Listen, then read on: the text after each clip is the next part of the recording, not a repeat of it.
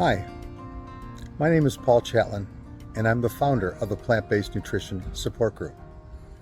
Today, I'd like to share with you a YouTube video of one of the great pioneers, Dr. John McDougall.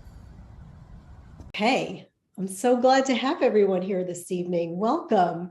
Welcome to the Plant-Based Nutrition Support Group. Welcome all of our attendees, including first-timers, our returning members and regulars. I want to welcome everyone. I want to recognize our PBNSG staff, Paul Chatlin, founder of PBNSG, and the face of an amazing inspirational story, going from nearly dying to strong, vibrant, and healthy through a plant-based lifestyle.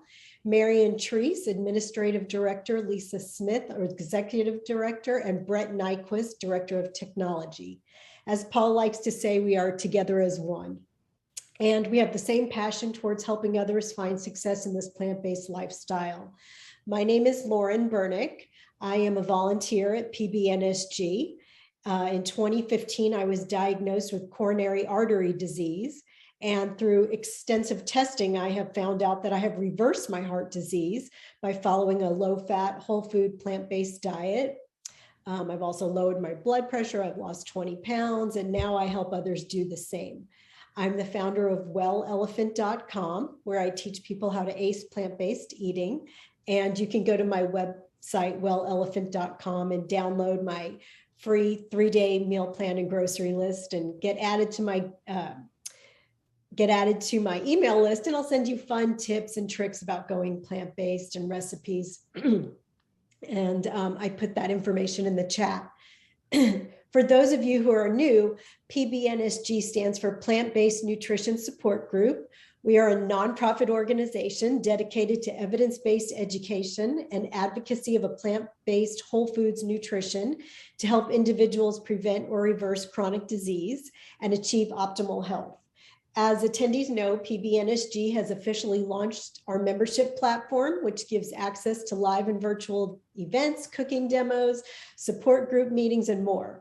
I want to remind everyone that you can visit pbnsg.org and subscribe to our newsletters, register for events, find small group information, recipes, ask our physician or dietitian questions, and join our Sprout Club or order merchandise. As well as our cookbook, which has over 100 whole food, plant-based, no oil recipes. You can follow us on Facebook, Instagram, and Twitter. And don't forget that we have a free monthly virtual support group meeting the second Thursday of each month. And actually, we have a lot of specialized groups. I host the heart disease support group for PBNSG the second Monday of each month at 8 p.m. Eastern. That's going to be January 10th. Is going to be our next one. And we'll have Dr. Nicole Harkin, a plant-based cardiologist, as our guest. So please join us for that.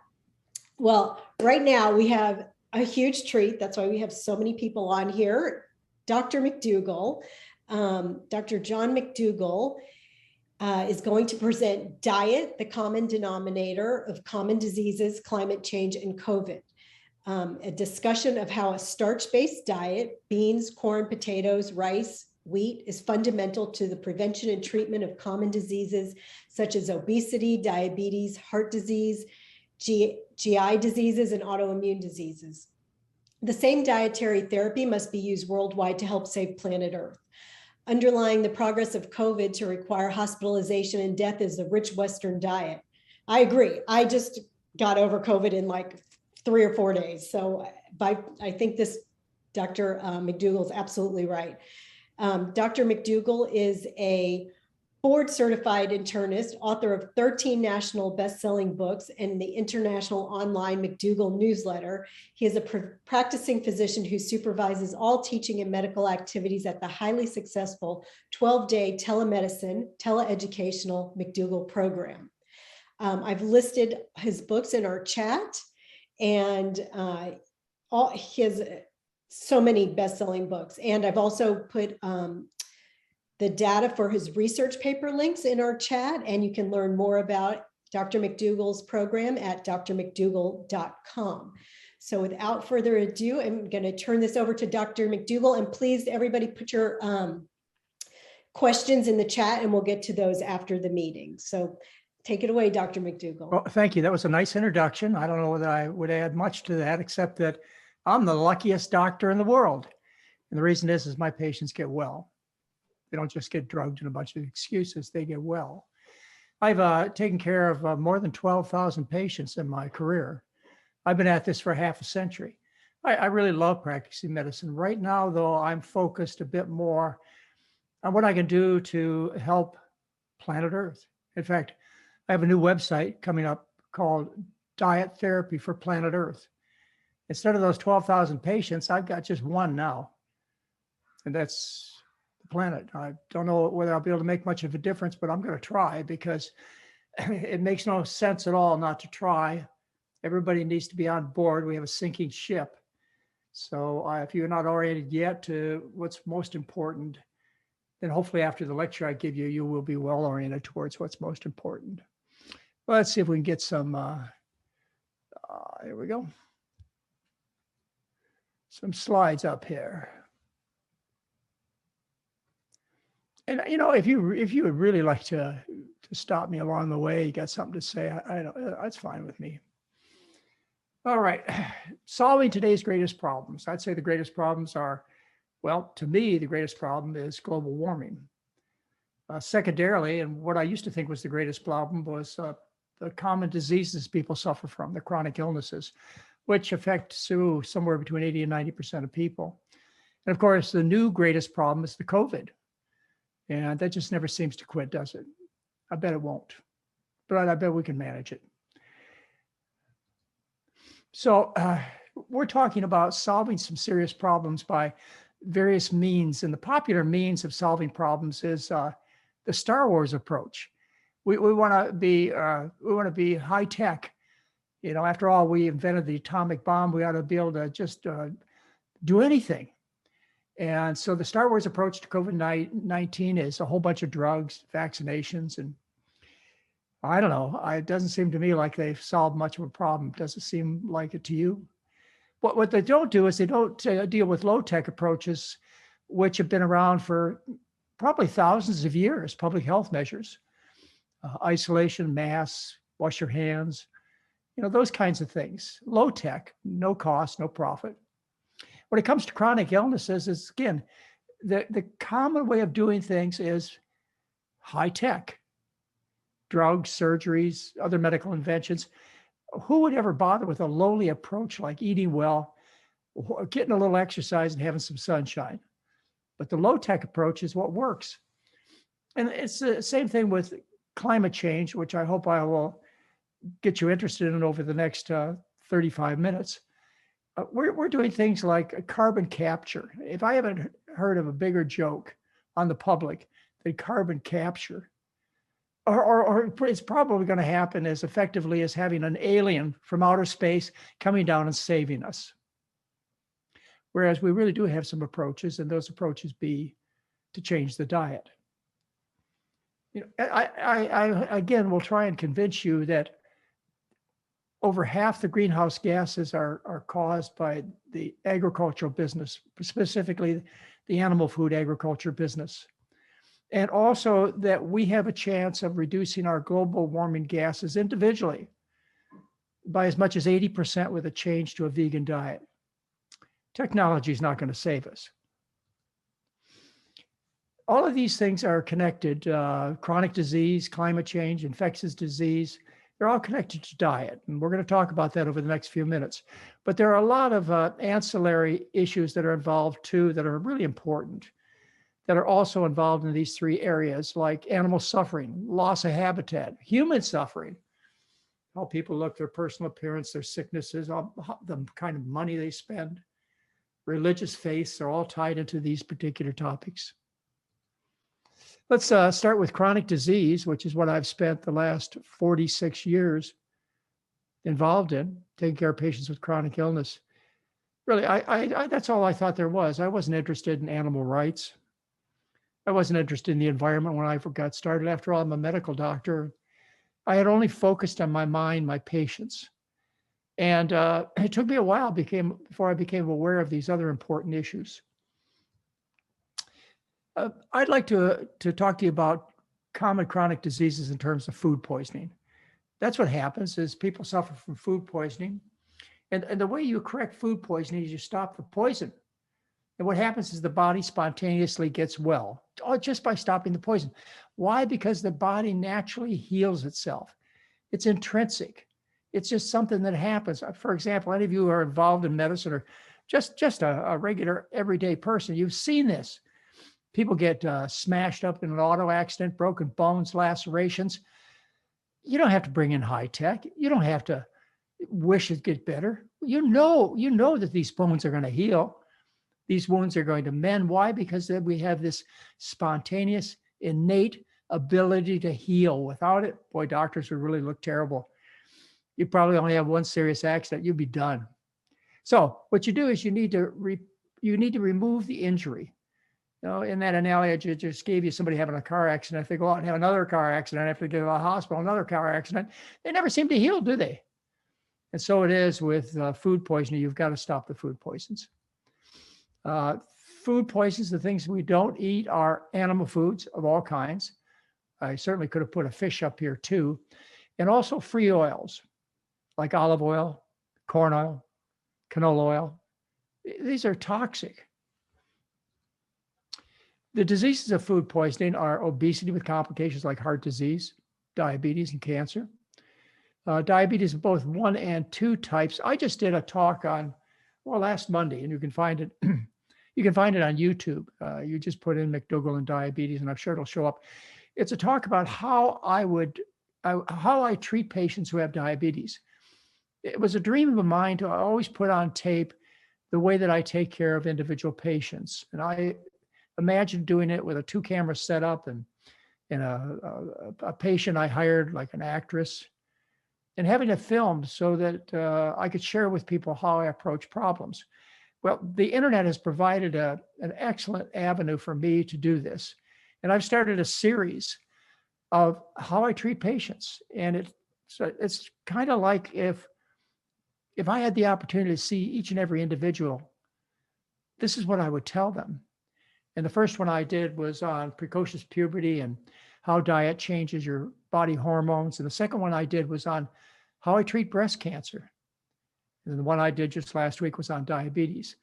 And it's a series. Next will be heart disease and hypertension, autoimmune diseases. Boy, I'm really having a lot of fun putting these on tape. But if you're interested, just go to YouTube, and we have a channel, Dr. McDougall. Heart disease, that's caused by food poisoning, which we're not just talking about heart disease. We're talking about diseases of all 44,000 miles of arteries, which affect the brain and the penis, etc. Various kinds of arthritis, rheumatoid, psoriatic, nonspecific lupus. These are due to food poisoning. And of course, various kinds of cancer like breast, colon, prostate, and uterine cancer. You would think that somebody would have figured out that GERD was caused by food poisoning. After all, what you put in the stomach has to do with how it feels and whether it's sick or healthy, don't you think? Well, thanks to the drug industry, Prilosec and Nexium, we all know about GERD. And this is an obvious problem also, and that is constipation, which results in diverticular disease, hemorrhoids, fissures, hiatal hernia, and varicose veins. Those are the diseases of food poisoning. I know many of you treat these. Most of us have friends and relatives that suffer from these common problems. The solution is to stop the poisons. They would be the meat and the dairy and the free oil. I suppose you could say refined food. Some of you would say salt and sugar. I'm not so sure I would say that, or at least I wouldn't put them with major food poisons. Well, once you stop the meat, and the oil, and the dairy, what do you have left to eat? See, that's the problem, is most people have totally rejected a whole class of food known as starches. But starch is the food that you're supposed to eat most of.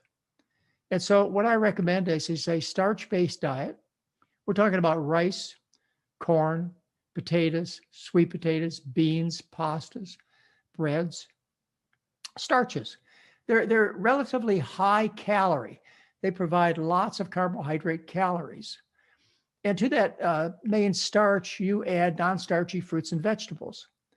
Non-starchy vegetables being things like cabbage and peppers and onions and kale. Those kinds of things are non-starchy. You cannot center a diet comfortably around these non-starchy fruits and vegetables. I know some people have tried. They call themselves nutritarians. Can't do it. I mean, I'd have to eat 11 pounds of cabbage a day to meet my calorie needs. I don't have that kind of time. And plus the discomfort from that much cabbage in my intestinal tract would be troublesome enough to make me stop. The other part of the meal plan outside of the starch would be fruits. So how much of each category do you eat? Well, you should eyeball your plate, not measure it, not look up the calorie content in a dietetic handbook. You should just eyeball your plate, and 90% of the food should be starch. And then to that, you add your non-starchy fruits and vegetables. That's what I consider an ideal meal plan. The results of the program that I've run for, 36 years, I guess, a couple of years of telehealth, telemedicine, but 34 years residential programs. And we publish data on that. I'll share with you some of that data. Of course, this is published in the medical literature. It's been reviewed. It's never been criticized. First of all, we published data on our program, the residential program, which involved 1,703 people. Nobody was excluded. And we studied them over a 10-year period of time. The average weight loss in 7 days was 3.1 pounds, while people were eating unrestricted. They were not dieting. They were not limiting calories. 3.1 pounds on average in 7 days. The average drop in cholesterol was 22 points. Boy, you'd be lucky if a statin would drop the cholesterol that much in 7 days. The average decrease in blood pressure was 18/11 millimeters of mercury. And that's people who started with high blood pressure, and most of them were on pills. And that brings me to another important thing, is that nearly 90% of the patients were able to reduce or get off their blood pressure and or diabetic medication. People should plan on it. When they come to our program, they come in with a bag full of drugs. They leave with very few, only those that are necessary. And of course, most of you are in medicine realize that most medications people are given are not necessary in the first place. And then you correct their underlying problems. You feed them a good diet, and many more categories of medication become unnecessary. My program was studied independently by Oregon Health and Science University, the neurology department. They did a 1-year study on patients at my resort. I didn't have anything to do with it except for teaching them. I didn't pick the patients. I didn't collect the data. I didn't pick the lab tests. I didn't publish the paper. I didn't write the paper. All I did was teach people how to eat over a 10-day period of time. And then they pretty much left my presence, and they were in the hands of the people at Oregon Health and Science University. And what they found at the end of a year was nearly a 20-pound weight loss. And I want to point out, these weren't people interested in losing weight. These people came to the program mostly for multiple sclerosis. Average drop of nearly 20 points. And again, they weren't interested in lowering their cholesterol. We reduced insulin levels in their blood, and also we improved fatigue dramatically. And about 80% of MS patients are debilitated by fatigue. And in this particular study, we found something very important, that is that 85% of people were compliant with the diet over the year period of time. Excuse me, you can't get people to take pills with that level of compliance. So why did they comply? Well, one thing is the food really tastes good, and we teach it in a very practical way. The other is they got such dramatic results, not just with their multiple sclerosis, but their bowel movements, their chest pains, their blood pressure, their blood cholesterol, et cetera. You know, they received a gift, and most of them continued it, not just for a year, but for a lifetime. And my program was also studied by a group in New Zealand. It's a community-based program. They used our diet, and they claimed the greatest amount of weight loss of any program ever, including my program. But of course, it wasn't my program. I didn't have anything to do with it as far as setting it up or the data, et cetera. I just found out about it later that they used the McDougall diet. And they got a 25-pound weight loss on average at the end of a year. Yeah, cholesterol drops about 20 points, just like we got in the 7 days. And they decreased medication at a similar rate to what we were able to do. And there were all kinds of other improvements in health, and people continued attending the meetings the entire year in about 80% of the cases. So we consider that compliant. Now, the way you solve chronic diseases, you stop the injury. You know, and a simple analogy is, say you have somebody who is a cigarette smoker. What happens when they stop injuring themselves 40 times a day with cigarettes? They stop coughing, they stop wheezing. The body naturally, spontaneously heals once you stop the repeated injury. The problem that we have in our country is that most of the repeated injury comes from the fork and spoon, shoveling grease and meat and oil and junk into a body that's not designed for these things. As a result, people are sick. Not just a few people, but most people. I mean, I go to a shopping center these days and I look at the people walking up and down the aisle. Good 60 to 80% of them are overweight, and too many of them are obese, and most of them don't look like they feel too good. Let's talk about climate change as the next part of this discussion. I learned about the climate from Al Gore, just like most of you did in his documentary, his speeches about the inconvenient truth. That was an important presentation. Mostly they talked about fossil fuel, and that's how you solve the problem. Al Gore notably completely ignored the agricultural part of the equation. Why did he do that? Well, he was a Black Angus farmer. Al Gore at that time definitely ate the rich Western diet based upon the way he personally appeared. But he ignored it. And also when he did the sequel in 2017, he likewise ignored the important part of the animal agricultural business causing climate change. The same year, the World Health Organization came out with a 417-page document called Livestock's Long Shadow. And what they concluded was that 18% of the world's greenhouse gases are from the animal agriculture side of the equation. And you compare that with less than 14% of the CO2 coming from all transportation. But again, except for identifying the problem, nobody really told us how to solve the problem. Nobody told us how to eat, how to cook. I wrote my first newsletter about this in 2006. It was titled An Inconvenient Truth. We are eating our planet to death. That was 18 years ago. You know, back then, we had a lot more opportunity to make things right than we do these days. You know, Al Gore said in one of his recent talks that as much greenhouse gas has been produced in the last 14 years as has been produced during the entire time the human beings have been harnessing fossil fuel for more than 100 years.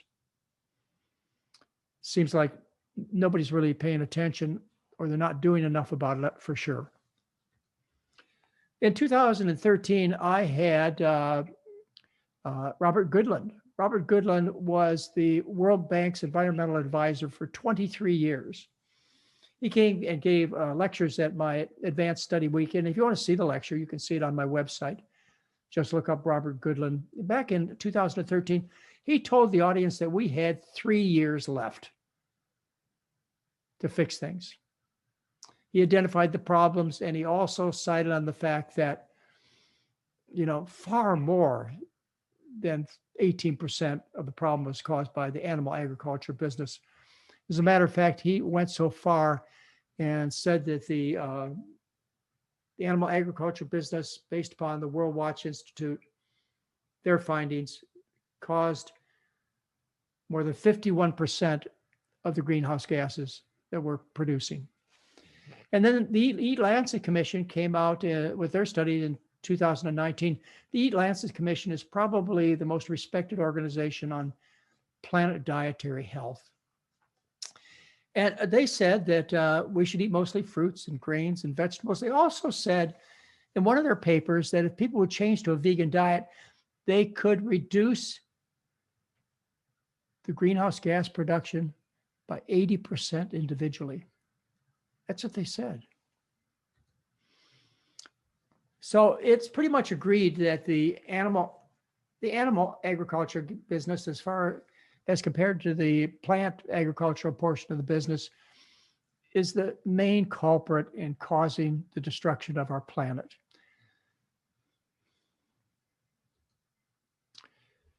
There's another study that confirms that 80% figure. And that is that if we switch to a vegan diet, we'd cut greenhouse gas emissions by 70 to 80%, land use by 70 to 80%, and water use by 50%. 80%, wow. And this is the Lancet paper that I was trying to tell you about. In this particular paper, they said that they could cause a 50% reduction in greenhouse gases. But in one of their papers, they said that as much as an 80% reduction in greenhouse gases by switching to a vegan diet. So it's pretty much agreed that we can make a big difference by changing our diet. Of course, we know what we need to get rid of. We need to get rid of the animal foods. But we also need to focus on starch. You know, if you stop and think about it for a minute, I know you've heard a lot of experts tell you that the secret to good health, and maybe they've even touched on the planet, is to eat a diet that's high in nuts and seeds. Excuse me, you're not going to feed the world on nuts and seeds, particularly since they come and bloom only a short period of time every year, and particularly because they're very difficult to grow and they produce very few calories. The same thing with people who suggest to you that you should change your diet to a nutritarian diet, a diet of non-starchy green and yellow vegetables, lots of kale and broccoli, etc. Too expensive, not enough calories. You're not going to do it on either category of food. You must focus on starch, rice, corn, potatoes, wheat, the foods that have fed 99% of the people who've walked this planet. So what do? Once we have this information at hand, I do. I treat the planet just like I take care of my patients. I stop the repeated injury. The planet has an ability to heal itself. It's constantly making adjustments to the harm that we as human beings are doing to it. So the solution, or at least some hope, is gained by stopping the repeated injury. And that, of course, means the fossil fuel industry and mining and many other things that are going on. But also means we've got to change our diet worldwide. So let's talk about the infectious disease component. We'll get back to the climate and the diet in just a minute. What was it? 2019, China, the end of the year, they identified COVID-19, and within a couple of months in the United States, we were well aware of the problem. And I'm not going to go through all of the different phases that we've suffered so far, but most of you are well aware of what's been going on. And it seems to get worse and worse and worse. Why? Because of the climate. Because of the climate change, we are making it possible for these virulent viruses to spread around the planet. So either we fix the climate or we're going to continue to have escalated problems. So the first indication that I got that diet has something to do with a viral infection, COVID, was reports from China back in 2019. They had already identified the people who went on to hospitalization, mechanical ventilators, and death. And these are the people who suffered from chronic diseases that are identified as comorbid or premorbid diseases: diabetes, obesity, high blood pressure, heart disease, kidney disease. These are the problems that we treat. These are the problems that a starch-based diet cures. The Center for Disease Control, they came out in in June of 2020, and they said that if you are suffering from comorbid conditions, obesity, heart disease, kidney disease, and diabetes, that your risk of hospitalization is 6 times greater, and your risk of death is 12 times greater. And this realization that comorbid conditions, in other words, your underlying health, determines the course of COVID-19 or the other variants of COVID. This is also known by the people in Europe. Everybody knows this all around the world. But nobody's paying any attention to it. I don't hear recommendations to eat well. What I hear is recommendations to get a vaccine or another vaccine or a booster or another one, which I encourage people to do. But why aren't we talking about diet, which has, I believe, a greater impact on whether you progress to hospitalization, a mechanical ventilator, you drowned in your own fluids for 2 weeks before you die? Well, it has to do with many factors that food conveys to the body. A high-fat diet destroys the integrity of the gut, and as a result, viruses are more easily transmitted through the gut wall. A healthy diet, not so. It's an intact intestinal lining which blocks out many of these infectious agents. There are all kinds of chemicals, called phytochemicals, that are identified in foods which are blamed for a reduction in cancer and heart disease and viral infections. And I'm sure these things are important also. I mean, it's the whole package of the food. It's just not just one thing that we identify. It's the entire food that makes a difference, including cholesterol. This particular research showed that people who have high body loads of cholesterol are the ones that go on to serious ailments. And what they've identified is the cell lining between the bloodstream and the lungs has ACE2 receptors. And these act like rafts or bridges that allow the COVID virus to pass from the bloodstream into the lungs. And the way you open up these rafts, these passages, is with cholesterol. It makes more passages and wider passages. And so cholesterol, of course, is an important factor to identify. And remember, our ability to reduce cholesterol is pretty amazing. 22 points in 7 days in this particular look at our data. So you can't absolve the medical business from paying attention to this association of cholesterol and whether you progress to COVID-19. But how do they answer it? I mean, how do my colleagues tell people to deal with this? Well, the same way they tell people to deal with heart disease. Don't change your diet. It's never mentioned, or rarely mentioned. It's take a drug. And estimates in this particular analysis are that if people are on statins, they reduce the risk of developing severe disease between 30 and 50%. I show you this just because I want you to understand that I'm credible. I mean, even what I say matches what standard medicine teaches. All right, so once we've identified these things as far as saving the planet, the next question comes up, are we willing and able to do this? And I have to tell you, ladies and gentlemen, after being in this kind of practice for more than 46 years, I have my doubts. When I discovered the things that I'm telling you now, and I pretty much found everything out back when I was a young doctor, just in my practice, back in about 1978, 1979. I thought that people would be lining up outside of my office door all the way to the Honolulu International Airport waiting to see me. Ladies and gentlemen, they've never shown up. So I worry that the same kind of interest and compliance will occur when it comes to saving our home, the planet. But there's some light, there's some hope. And that comes from observations of what happened in Denmark during World War I. During World War I, you had the main fight between the British and the Germans. And the British set up a blockade in the North Sea. You see the North Sea there. That blockade affected Denmark tremendously as far as a restriction of food and other supplies. And that blockade continued during the entire World War I. The way the Germans responded is they just ate less of the basic 4 food groups.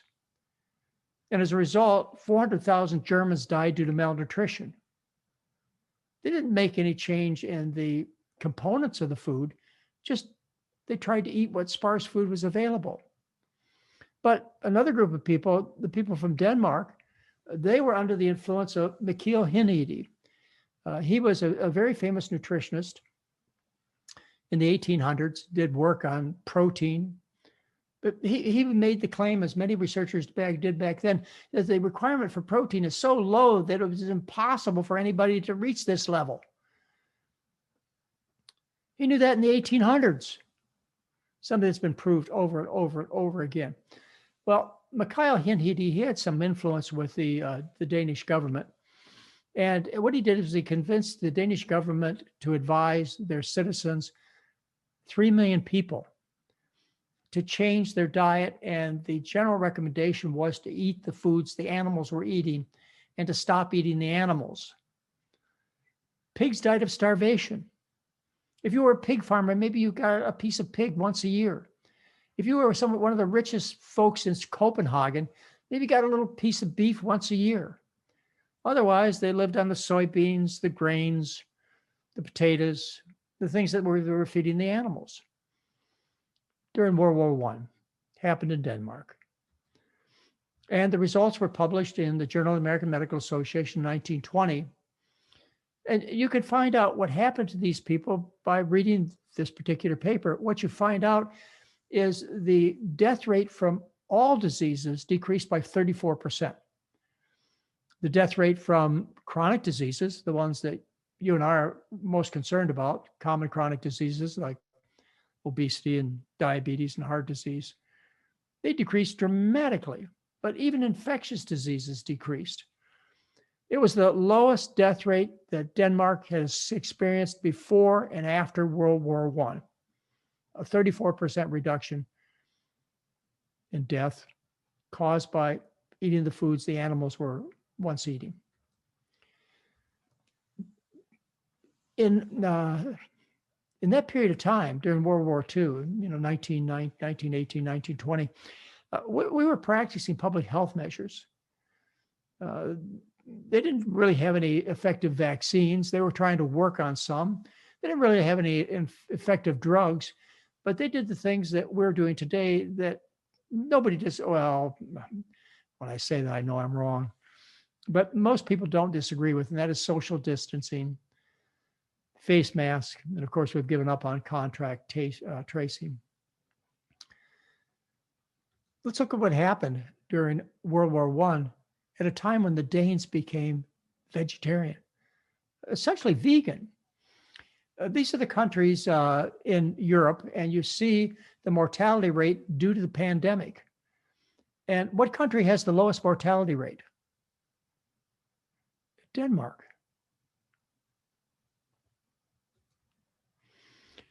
So we have this comet. And, then we have the new movie, Don't Look Up. You should watch it. I made this slide long before the movie Don't Look Up was put out on Netflix. But what if we had a comet heading towards planet Earth? You would think that people would band together and try and save ourselves. Well, we have a comet heading towards Earth, and that is in COVID-19. And it's trying to warn us that we're in big trouble. And the things that have happened during this COVID epidemic should make us realize that we have tools that will make a difference. Things have changed. Estimates are that greenhouse gas production has decreased by more than 10%. You see animals walking the streets. Once animals confined to zoos and jungles are walking the streets, and the people in China saw the sky blue. And in Venice, they could see the fish in the canal. So we changed. We had to change. And the results were not only in benefits in terms of infectious diseases, but we also saw improvement in the planet. This is a study just recently published on China's response to the COVID epidemic. And what they did is they saw that the environment changed during this period of time. There was a decrease. Let me just read it to you. The annual seasonal shift came from 8.4 days earlier than average. So what they found is a big effect on the environment. I'll have to look over that slide again. But what they saw in China was they saw that the environment changed during the period of time when people had COVID-19.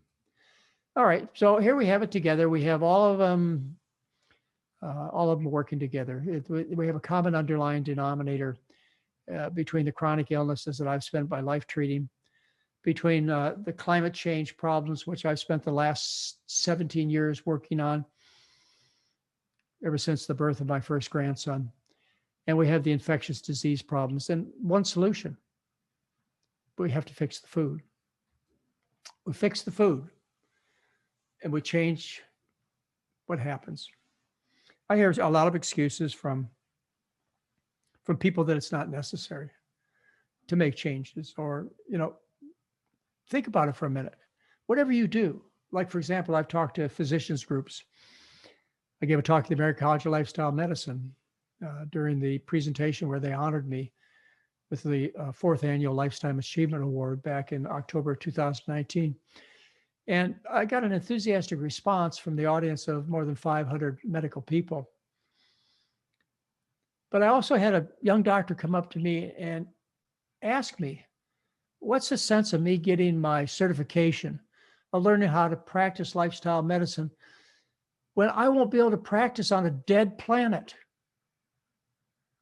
And so my plea to the American College of Lifestyle Medicine, as well as everybody else, particularly those of us who know better, is to take action. Because without a planet, we've got nothing. All right. Any questions you folks have?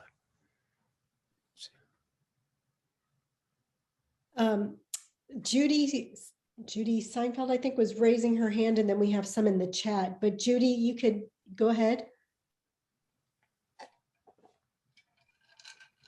I think that was her name. Sorry. Judy? Yeah. Judy, did you mean to raise your hand? You're muted. Let's come back. Let's see.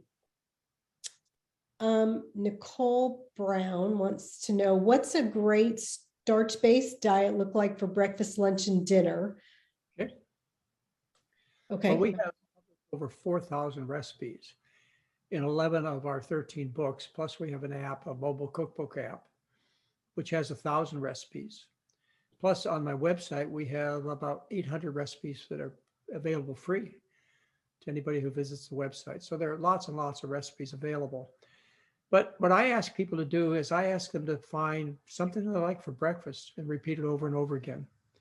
Something they like for dinner and have maybe 2 or 3 different things for dinner. Not a wide variety, but a very simple meal plan. And of course, you can always have leftovers for lunch. What I like to have is I like to have oatmeal for breakfast, which I have every morning. I buy it in 20-pound bags. And to that, I add frozen fruit that I buy in the grocery store. I don't bother with fresh fruit much anymore because it spoils so quickly. But you can buy just plain old frozen fruit and add that to your oatmeal easily. And boy, you have a really tasty breakfast to start out with. And I eat a lot of food, ladies and gentlemen. So, this is a big bowl of oatmeal. For lunch, I would say leftovers is probably it. Occasionally I have a Dr. McDougall's right soup, right food. We started a company back in the 1990s to produce food. It's called Dr. McDougall's Right Foods, and it's in close to 8,000 stores across the country. I think it'll be unusual for you to go into a major market or a natural food store and fail to find Dr. McDougall's Right Foods. So occasionally I'll have a Dr. McDougall's Right Food for lunch, but it's more often leftovers or no lunch at all because I'm busy working. For dinner, we have just a few different dishes. We have bean burritos. We have rice and vegetables. We have sweet potatoes and broccoli.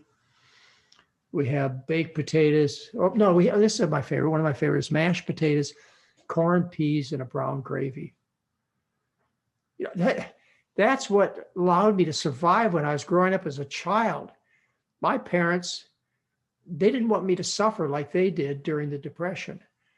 And so they made sure that I got plenty of the right foods to grow strong and healthy. And you know what those foods were? Those are the ones that the dairy and meat industry taught us were so important to eat. So I ate a diet of meat and cheese and oil and eggs. It's basically my diet. But one of the things that my mother knew how to make was mashed potatoes with peas and corn and a brown gravy. You know what the brown gravy was made of, but these days we have a healthy brown gravy. So that's one of my favorite foods is to have these items repeated over and over again. And again, what I'd do is I'd ask you to go through the recipes that you think you might like based upon your previous eating habits. Find 3, 4, 5, 6 you like and repeat them over and over again. Again, 90% of the food on your plate needs to be starch. Starch is what satisfies the hunger drive. You've got special taste buds on the tip of your tongue for starch. They're as powerful as the sweet tasting taste buds, but they taste beans and corn and potatoes and rice and barley and wheat. Starch tasting taste buds, they were discovered at Oregon State University about 8 years ago. We're starch eaters, we're starchivarians, we're starchivores. You know, until you figure that out, you can't help your patients. As a patient, you can't solve your problems. You're always struggling because you're never satisfied. You never eat the food that the human being was designed to eat. I mean, think about it for a minute. Think about history and what various populations of people ate. How about the American Indian? There's a coin. Let's see. Yeah, I've got it right here. There's a coin, $1 that was put out. It's called the Three Sisters. Okay, the Three Sisters. This is a Native American. I think it goes like this. Yeah, I don't know. You get the point. Mm-hmm. This is a Native American planting the Three Sisters, which are beans, corn, and squash. That's a diet of real Americans, Native Americans. Right. From North America. And you go a little further south to Central America. Well, what about the Aztecs and the Mayans? They're known as the people of the corn. They had flourishing civilizations for 1,300 years, living on corn. You go further south to South America, and you look at the people in the Andes, the Incas. These are potato eaters. Almost all their diet is potatoes until they went to battle, and then they switched to quinoa because it was lighter and easier to carry. You remember the breadbasket of the world? It used to be where Iraq, Iran, and Egypt are now. The breadbasket of the world. What do you think they're talking about? And how about when you think of Asian populations? What do you think of? Yeah, rice. What do you think of? You think of rice, don't you? Mm-hmm. 90% of the diet in China was white rice before 1980. In China, they had virtually no type 2 diabetes, or no type 1 either. No obesity before 1980. There was a published paper in 2018 that showed that 12.4% of the Chinese population has frank diabetes. They're diabetic, and half of the population of China is pre-diabetic. That's happened in the last 35 years since China's become a wealthy nation. They've listened to CNN news, cable news, and found out what Americans do. And they've emulated our behavior. And now they're overweight. They have heart disease, diabetes, breast cancer, colon cancer, things they never had when they lived on a starch-based diet. We're starch eaters, starchitarians, starchivores. what we've done to ourselves in the last 100 to 150 years, maybe just 50 years, is we've adopted a diet that never existed before except for among kings and queens, pharaohs and aristocrats. We've adopted a diet that only royalty ate, but because of fossil fuels and the Industrial Revolution, we've caused a situation where over half the people on the planet can and do eat like kings and queens. And not only are they destroying their health, you know what a king and queen look like, right? Come on now, you remember them sitting in their throne. Yeah, well, you can't feed a whole planet on the foods eaten by kings and queens. In fact, the statement has been that you'd need 4 planet Earths to feed people on this planet. 4 planets to feed the people that live on this planet now, the rich Western diet. Can't do it. The only solution is to, and I don't even know if this is going to be a timely solution, but I'm hoping, I'm not giving up, is to get the world to change to a vegan diet. Not talked about enough. You know, as I told you, Al Gore never talked about it. He didn't even talk about the animal agriculture issues. World Health Organization, they didn't tell you how to eat right. Neither does the Lancet Commission. Neither does Greta Thunberg. She once in a while mentions a vegan diet, but not much. You know, I guess people are embarrassed or afraid of offending their friends and relatives, but how many friends and relatives are you going to have on a dead planet? Not many. Yeah, thank you. We have more questions. Do you have time to answer some more questions? If you'd like. Okay. Gloria, are you still on? My friend Gloria, I saw you had your hand raised. Hey, Hi, Gloria. Oh, Mr. McDougall, thank you so much for being awake and conscious and paying attention. I am the Family Life host on this amazing network of folks that are here. Thank you so much, and I appreciate what you had to say. I am in conversations with a small supermarket chain by the name of Daily Table that was started by Doug Rowe in a philanthropy type of effort. He's one of the gentlemen that started Trader Joe's. And when they opened up this chain, this first supermarket in collaboration with the health center in the area. I'm in the Boston, Massachusetts area, and health centers and community members, and they monitored the salt, sugar, and fat intake in the preparation of the meals, and we would refrigerate them, and that way people on food stamps could purchase them.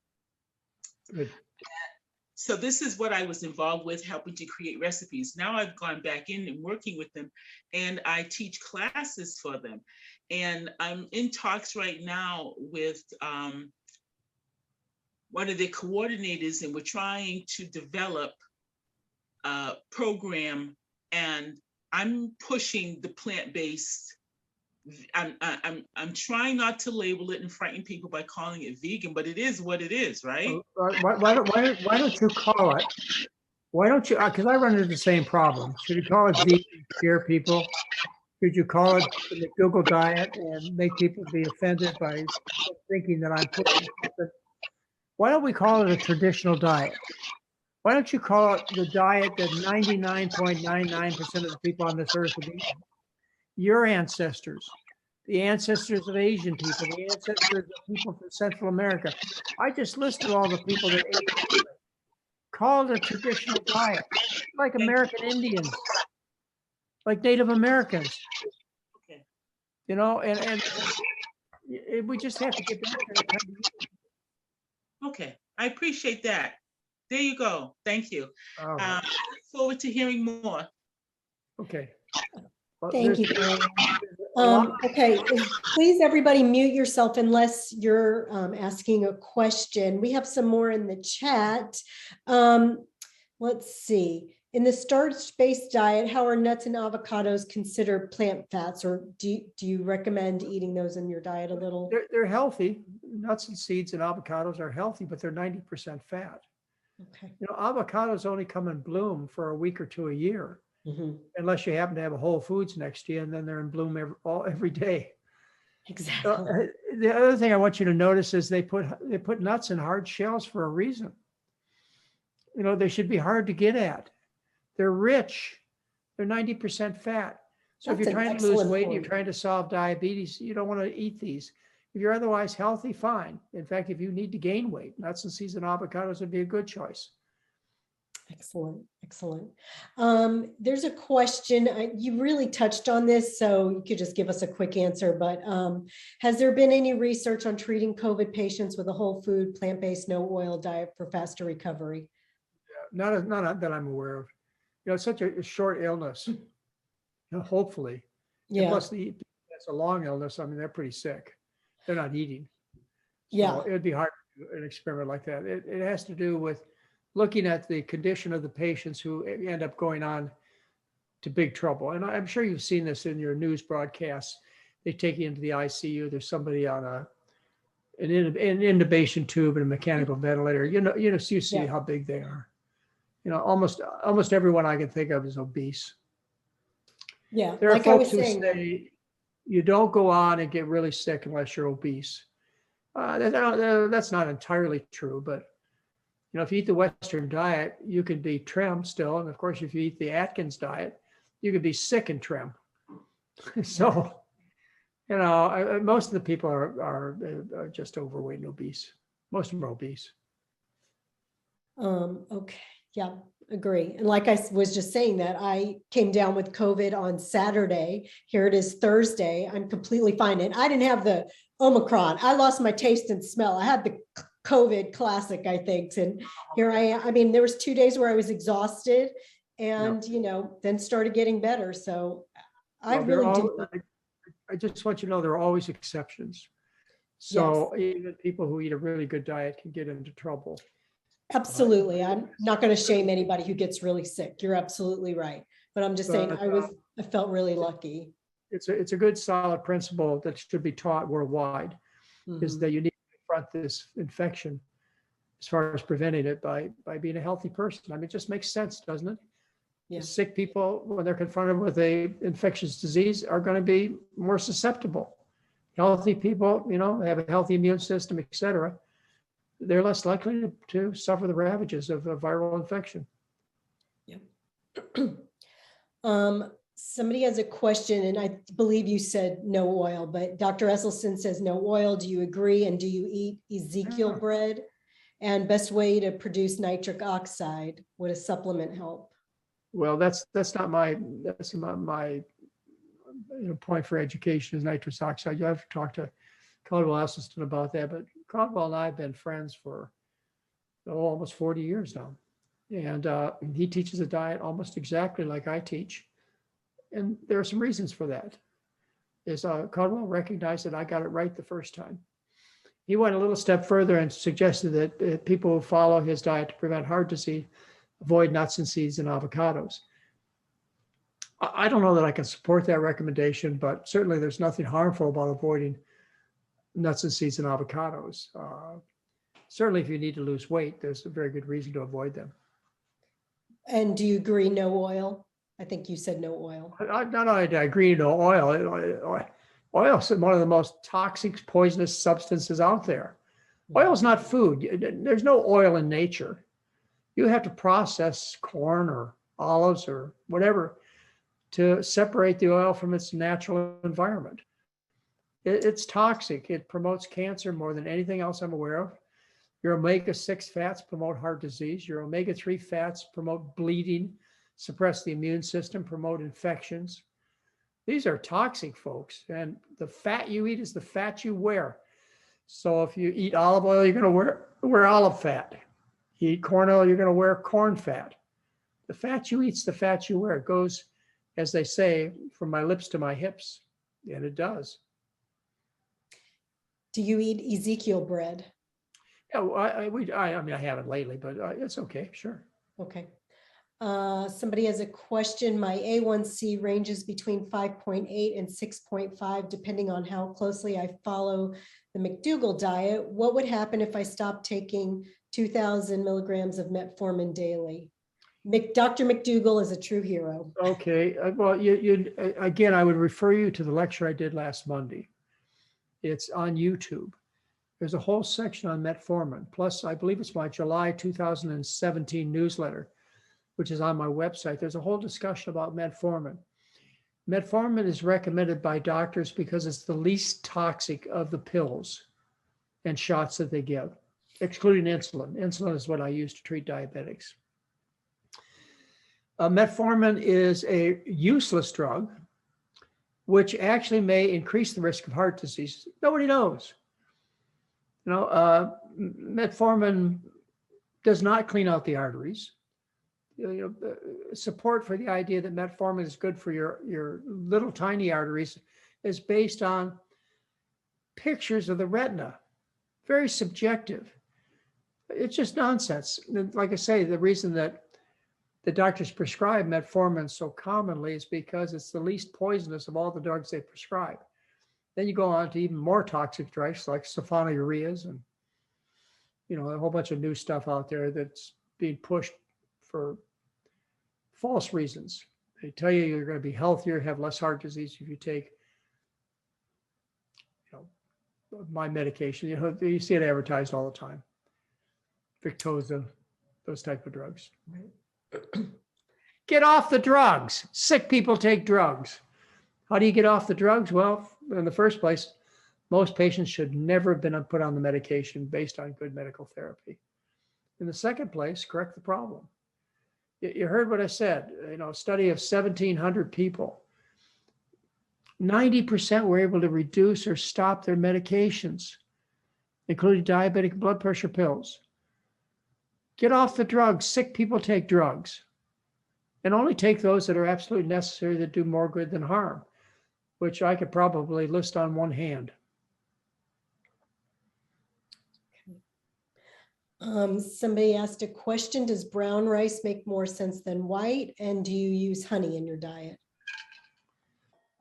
Brown rice is healthier for you than white, but it's not a deal breaker. Okay. Remember before 1980, 90% of the food of a person from China's plate was white rice. They had no heart disease, no breast cancer, no prostate cancer, no obesity, no diabetes, on white rice. Again, brown rice is better. And honey's just sugar, just like maple syrup and molasses and agar and white sugar. They're all sugars. They just taste a little different. Okay. Simple sugars. Okay. Do you have time? It's Go ahead, a couple more, and then I should go. Yeah. Okay. Stephanie wants to know, Butler soy curls are the only non-meat food I can get my family members to even try. They like soy curl tacos. I know they're processed. Or soy curls healthy? I'd have to look at how much oil they used in the preparation of that food. But soy curls, you can get soy curls, I think so, that are very low fat. I don't think they have oil. Okay. But that's what I would look at to make sure that it wasn't, soy plus some type of plant food oil. Right. Okay. So anyway, we have soy curls in our cupboard. I don't know whether they got there by mistake or not, but there are some. Okay. Smoothies versus juicing. Do you advocate for either one? And also, do you ever have a glass of wine? I never drink. Never ever. No, not anymore. Okay. All right. Smoothies or juicing? Well, no, I don't think you improve a food by beating it 1,000 times with a steel blade. You decrease the healthy aspects of a fruit or vegetable by throwing it through a blender. You destroy the integrity of the cells. You release a whole bunch of sugar. That's why people like juices, because they taste sweeter. You cause your insulin levels to go much higher when you juice an apple, for example, or when you turn wheat berries into wheat flour. So processing of food detracts from its benefits. But excuse me, juice is a small insult compared to what I used to do to myself. 2 packs of cigarettes a day, half a bottle of whiskey, and hot dogs wrapped in bacon, and I survived. A little fruit juice ain't a big deal for most people. But those of you looking to lose weight, those of you who have high triglycerides, those who are on the verge of a very serious illness says you ought to stay away from that stuff. We only served one juice in our live-in program. We ran a live-in program, a resort program for 34 years. And that juice was prune juice to get people going at the start of the program. Otherwise, we served no juice. Okay. Do you agree with taking supplements? No, the supplements are, when you're talking about supplements, you're talking about things like isolated concentrated vitamins and minerals, not supplements like herbal medicine, like saw palmetto. So let's get it straight. Supplements are isolated concentrated nutrients. They increase your risk of dying. They increase your risk of heart disease. They increase your risk of cancer.